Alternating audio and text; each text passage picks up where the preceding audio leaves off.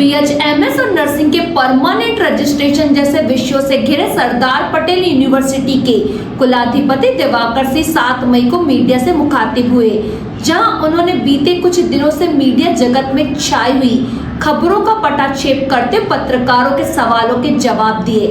हालांकि इस दौरान भी सरदार पटेल यूनिवर्सिटी के कुलाधिपति दिवाकर सिंह उस समय सवालों के घेरे में आ गए जब उन्होंने कहा कि सरकारी विश्वविद्यालय जिन कोर्सों को पूरा कराने में 7 साल लगा देते हैं, हमारा विश्वविद्यालय उसे 4 साल में पूरा करता है। उनके इस बयान ने शिक्षा व्यवस्था को लेकर नई बहस छेड़ दी है। गौरतलब है कि पिछले कई दिनों से नर्सिंग और मेडिकल के छात्र यूनिवर्सिटी प्रबंधन के खिलाफ प्रदर्शन कर रहे हैं।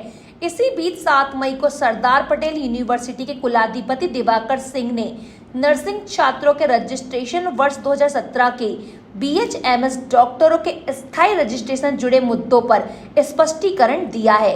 कुलाधिपति दिवाकर सिंह ने बताया कि नर्सिंग छात्रों के रजिस्ट्रेशन में समस्या काउंसिल के पुराने सॉफ्टवेयर के कारण आ रही थी। इसमें वर्तमान प्रक्रिया के तहत कॉलेज का नाम दर्ज नहीं हो पा रहा था। इस तकनीकी समस्या के समाधान के बाद काउंसिल ने कॉलेज का नाम पोर्टल में जोड़ दिया है और अब रजिस्ट्रेशन प्रक्रिया शुरू हो गई है।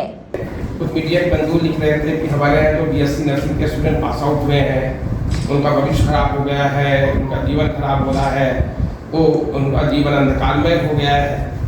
तो मैं आपको बताना चाहता हूँ कि ऐसा कुछ भी नहीं है। सरदार पटेल विश्वविद्यालय आप सभी जानते हैं कि मध्य प्रदेश विधानसभा से पारित विश्वविद्यालय है और विश्वविद्यालय से जिन बच्चों ने पढ़ाई की है 4 साल, उनको बाकायदा उनकी एग्जाम हुई है, उनको डिग्री मिली है और डिग्री के बाद जो है एक प्रोसेस होती है उनका नर्सिंग रजिस्ट्रेशन में काउंसिल में रजिस्ट्रेशन और वो जो रजिस्ट्रेशन होता है वो मध्य प्रदेश सरकार के रजिस्ट्रेशन रजिस्ट्रार बने हुए हैं। नर्सिंग रजिस्ट्रेशन काउंसिल जो मेडिकल एजुकेशन विभाग है उसके अंतर्गत आता है और वहाँ पे एक प्रक्रिया के तहत रजिस्ट्रेशन होता है।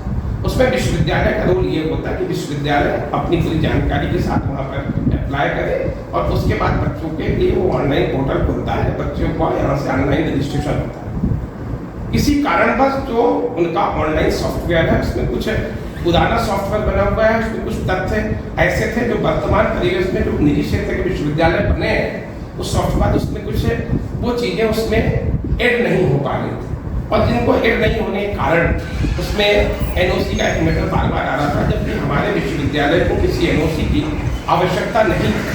उसके बावजूद भी विभाग से हमको एनओसी मांगा जा रहा था। बाद में मैं और हमारे विभाग के अधिकारियों से माननीय मंत्री जी के साथ बैठक हुई और इसके चर्चा हुई कि नहीं, कोई निजी क्षेत्र के विश्वविद्यालय है, उनको किसी प्रकार की कोई एनओसी की आवश्यकता नहीं है। और उसके बाद से रजिस्ट्रार ने उसको प्रोसेस किया और बच्चों का ऑनलाइन रजिस्ट्रेशन का पोर्टल चालू हो रहा है, जिसमें बाकी प्रक्रिया कंप्लीट हो गई है। मुझे लगता है आज शाम से कल से बच्चों का रजिस्ट्रेशन भी प्रारंभ हो जाएगा। चर्चा के दौरान कुलाधिपति दिवाकर सिंह ने वर्ष 2017-18 के बीएचएमएस डॉक्टरों ने स्थायी रजिस्ट्रेशन के संबंध में बताया कि वर्ष 2017 में आयुष मंत्रालय ने कुछ कमियों को लेकर मान्यता नहीं दी थी। यह मामला फिलहाल न्यायालय में विचाराधीन है। उन्होंने उम्मीद जताई है कि आगामी कुछ दिनों में इस मामले की सुनवाई के बाद वर्ष 2017 के प्रोविजनल से स्थायी रजिस्ट्रेशन की प्रक्रिया पूरी हो जाएगी। उन्होंने यह भी बात बताया कि पूर्व में 3 अन्य कॉलेज के मामलों में निर्णय हो चुका है, केवल सरदार पटेल यूनिवर्सिटी का निर्णय आना बाकी है। हमारा एसएमदेव भूमिगत मेडिकल कॉलेज आप लोग सभी जानते हैं, 2007 से हम लोग उसको संचालित है। 2017 के सत्र में हमारे मध्य प्रदेश के बहुत सारे होम्योपैथिक कॉलेज थे जिनको आयुष मंत्रालय से उस सेशन की मान्यता मिली। छोटी मोटी कमियां उन्हें निकाला था, हम लोगों ने उन कमियों को सब जमा किया। उसके बाद के समय पर हम लोगों को मान्यता नहीं मिली तो हम सारे लोग जितने भी कॉलेज थे हम लोग सब मध्य प्रदेश उच्च न्यायालय गए थे और उच्च न्यायालय ने डायरेक्शन दिया था कि इन महाविद्यालयों में ऐसी कोई कमी नहीं है जिसके कारण इनको मान्यता नहीं दी जा रही है, तो उन महाविद्यालयों में प्रवेश की जो प्रक्रिया है वो कराई जाए, जो थोड़ी बहुत कमी है उनको ठीक किया जाए। इस प्रकार से मध्य प्रदेश उच्च न्यायालय के आदेश के आधार पर 2017 में बीएचएफ पाठ्यक्रम में एडमिशन छात्र को मिला और जिन बच्चों को काउंसलिंग, सारे बच्चों का प्रवेश काउंसलिंग के माध्यम से हुआ था। मध्य प्रदेश सरकार की काउंसलिंग कराती है, उस काउंसलिंग के माध्यम से हुआ था। उनके काउंसलिंग के हर अलॉटमेंट लेटर में लिखा है कि इनके जो प्रवेश है ये प्रवेश न्यायालय के निर्णय के अधीन रहेंगे। इसके लिए न्यायालय के निर्णय को सरकार को ही मानना होगा, छात्र को ही मानना होगा और संस्था को ही मानना होगा। बाद में हमारे बच्चों का पढ़ाई हुई मध्य प्रदेश में मेडिकल साइंस यूनिवर्सिटी जो है उस साइंस यूनिवर्सिटी से हमारा कॉलेज एफिलेटेड है, क्योंकि तब हमारा सरदार पटेल विश्वविद्यालय नहीं बना था। हमारा विश्वविद्यालय 2018 में 2017 का वो मेटर था, 2017 में हमारे बच्चों का उनका मेडिकल साइंस यूनिवर्सिटी जबलपुर से एफिलिएशन था। बाद में कोर्ट का एक निर्णय आया कि ये जो हमारे बच्चों का अब बता रहे हैं कि बच्चों ने 5 साल पढ़ाई कर ली, बच्चों का डिग्री भी हो गया, उन बच्चों का as a doctor provisional registration भी हो गया। प्रोविजनल रजिस्ट्रेशन होने के बाद जो हमारी को क्या बोलते हैं, जो वो ये इसके अंतरिम आदेश के आधार पर हम लोग को एडमिशन और सारा पढ़ाई बच्चों ने किया, उसकी जो हमारा जो अपील थी उस अपील को शासन ने बाद में खारिज किया कि अभी इनके रजिस्ट्रेशन का रोक लगाया जाए।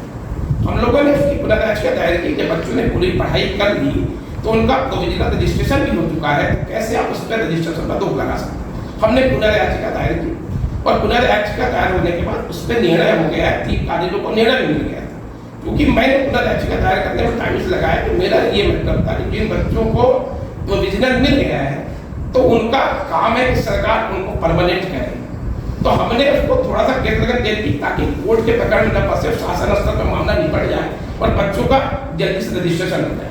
तो 3 कॉलेज जो कोर्ट गए थे उनके तीनों बच्चों का फाइनल रजिस्ट्रेशन का आर्डर हो गया।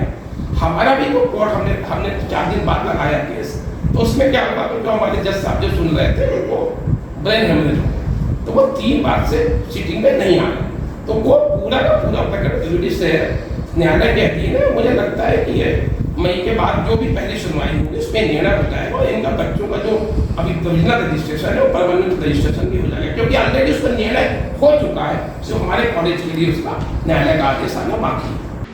हालांकि वार्ता के दौरान सरदार पटेल यूनिवर्सिटी के कुलाधिपति दिवाकर सिंह के द्वारा दिया गया एक बयान चर्चा का विषय बन गया है। उन्होंने कहा कि सरकारी विश्वविद्यालय जिन कोर्सों को पूरा कराने में 7 साल लगा देते हैं उन्हें हमारा विश्वविद्यालय 4 साल में पूरा करा देता है, जिसके बाद उनके इस बयान ने शिक्षा व्यवस्था को लेकर नई बहस छेड़ दी है।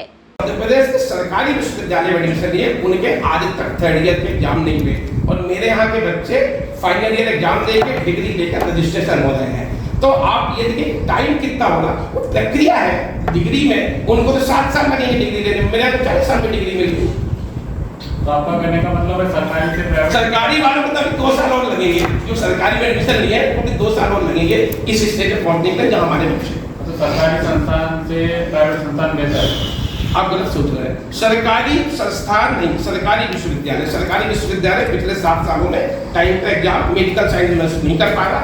सरकार ने इसका निर्णय लिया है कि क्योंकि पूरे प्रदेश के कॉलेज मेडिकल साइंस यूनिवर्सिटी में है और टाइम से एग्जाम नहीं होने के कारण इनको अलग अलग विश्वविद्यालय में ट्रांसफर किया जाए ताकि टाइम पर बच्चों एग्जामिनेशन हो, उनको डिग्री मिल सके।